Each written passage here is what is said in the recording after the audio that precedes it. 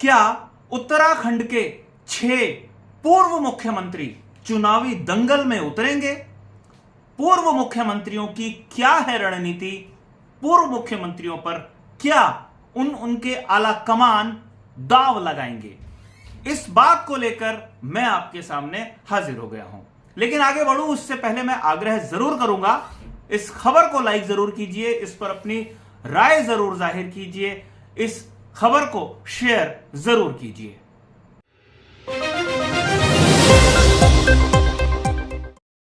लोकसभा चुनाव से पहले मध्य प्रदेश, राजस्थान, छत्तीसगढ़ जैसे और तेलंगाना जैसे राज्यों में विधानसभा चुनाव हैं। बीजेपी ने अपने कैबिनेट मंत्रियों को, जो केंद्र में कैबिनेट मंत्री हैं, सांसद हैं, उन्हें चुनावी समर में उतार दिया है। उत्तराखंड में 6 पूर्व मुख्यमंत्री हैं इस समय, और ये 6 के 6 पूर्व मुख्यमंत्री किसी न किसी रूप में सक्रिय हैं। कुछ अपने लिए सक्रिय हैं और कुछ अपनी बच्चों के लिए सक्रिय हैं। किस किस को टिकट मिलेगा, किस किस को चुनाव उनकी पार्टी लड़ाएगी, इस पर कई लोग अभी से कयासबाजी कर रहे हैं।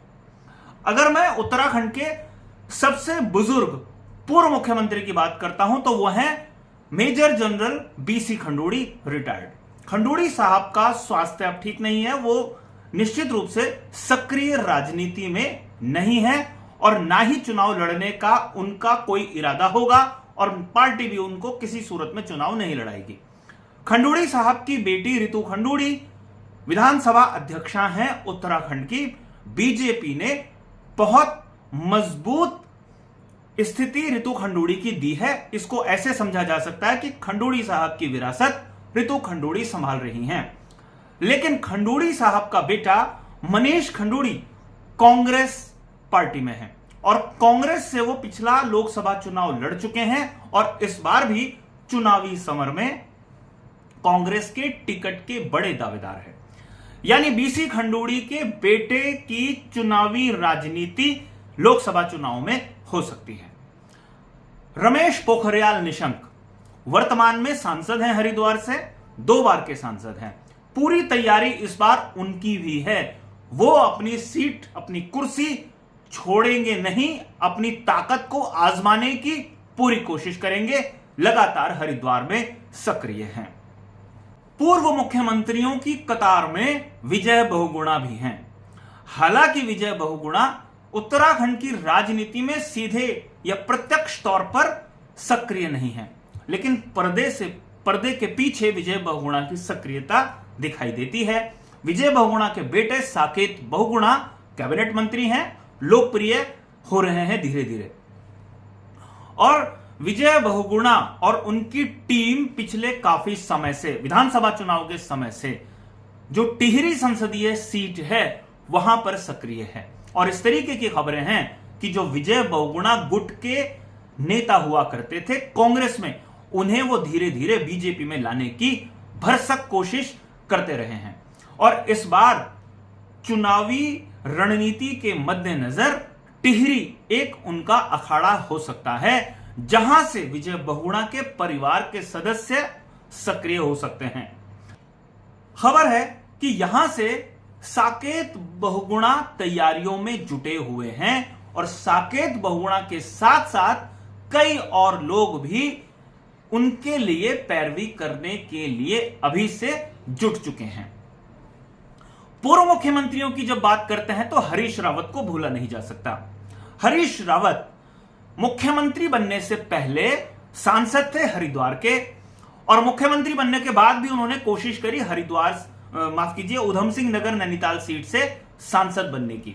हार गए, लेकिन इस बार भी दमखम पूरा दिखा रहे हैं। लगातार अपनी सक्रियता, अपनी उपस्थिति का एहसास ना सिर्फ कांग्रेस पार्टी के भीतर करा रहे हैं, बल्कि बीजेपी को भी एहसास करा रहे हैं कि हरिद्वार में दमखम के साथ हरीश रावत चुनावी मैदान में उतरेंगे। पूर्व मुख्यमंत्रियों की जब बात होती है तो एक और पूर्व मुख्यमंत्री हैं, तीरथ सिंह रावत। कुछ महीने ही उत्तराखंड की कमान इनके पास थी, लेकिन ये मुख्यमंत्री रहते हुए सांसद भी थे, और जब मुख्यमंत्री की कुर्सी चली गई तो सांसद ही अपनी चलाते रहे और वर्तमान में पौड़ी गढ़वाल के वो सांसद हैं। उनका भी दावा है कि वो अपनी तैयारी पौड़ी गढ़वाल संसदीय सीट से कर रहे हैं। एक पूर्व मुख्यमंत्री का नाम आता है, वो है त्रिवेंद्र सिंह रावत। जब से त्रिवेंद्र सिंह रावत को मुख्यमंत्री पद से हटाया गया, तब से उन्हें कोई महत्वपूर्ण जिम्मेदारी बीजेपी के शीर्ष नेतृत्व ने नहीं दी। लेकिन त्रिवेंद्र सिंह रावत प्रधानमंत्री नरेंद्र मोदी से पिछले साल मिले थे, लंबी बातचीत उनकी हुई थी और उसके बाद त्रिवेंद्र सिंह रावत बेहद सक्रिय हुए पौड़ी गढ़वाल संसदीय क्षेत्र में। हालांकि त्रिवेंद्र सिंह रावत का एक विवादित बयान था जिसमें उन्होंने कहा था कि पौड़ी गढ़वाल के मूल रूप से वो रहने वाले हैं। जो डोईवाला विधानसभा सीट से वो चुनाव लड़ा करते थे वो हरिद्वार संसदीय सीट में आता है और जहां पर डिफेंस कॉलोनी में उनका घर है वो टिहरी संसदीय सीट का हिस्सा है, इसलिए वो कहीं से भी चुनाव लड़ सकते हैं। लेकिन त्रिवेंद्र सिंह रावत की सबसे ज्यादा सक्रियता गढ़वाल संसदीय सीट पर ही दिखाई दी। इसके बाद अगर वो कहीं ज्यादा सक्रिय हुए तो हरिद्वार के कुछ हिस्सों में उनकी सक्रियता दिखाई दी, क्योंकि डोईवाला और आसपास के क्षेत्रों में उनकी सक्रियता काफी दिखाई दी। यहां पर कांग्रेस के पास एक पूर्व मुख्यमंत्री हैं जो हैं हरीश रावत। विजय बहुगुणा कांग्रेस के ही मुख्यमंत्री हुआ करते थे, लेकिन वो बीजेपी में शामिल हो गए, इसलिए अब वो बीजेपी के लिए ही हैं, बीजेपी के लिए ही चुनाव लड़ते हैं, लड़ाते हैं और तैयारी करते हैं। खंडूड़ी साहब, पीसी खंडूड़ी साहब के बेटे मनीष खंडूड़ी कांग्रेस में है।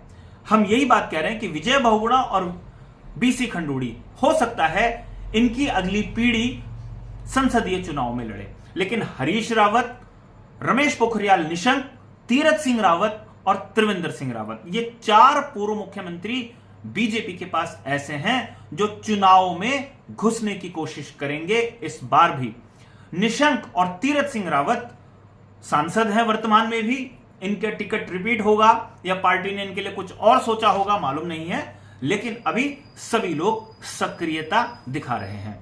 देखना यह होगा जिस तरीके से बीजेपी ने राजस्थान और मध्य प्रदेश में अपने कद्दावर नेताओं की टीम को चुनाव लड़ने के लिए उतार दिया है, विधानसभा का चुनाव लड़ने के लिए, तो क्या उत्तराखंड के तमाम दिग्गजों को, पूर्व मुख्यमंत्रियों को बीजेपी चुनावी मैदान में उतारेगी या इनके लिए बीजेपी ने कुछ और सोचकर रखा हुआ है। अभी के लिए साथियों इतना ही। अगली रिपोर्ट में आपसे फिर मुलाकात होगी, तब तक इजाजत दीजिए। नमस्कार।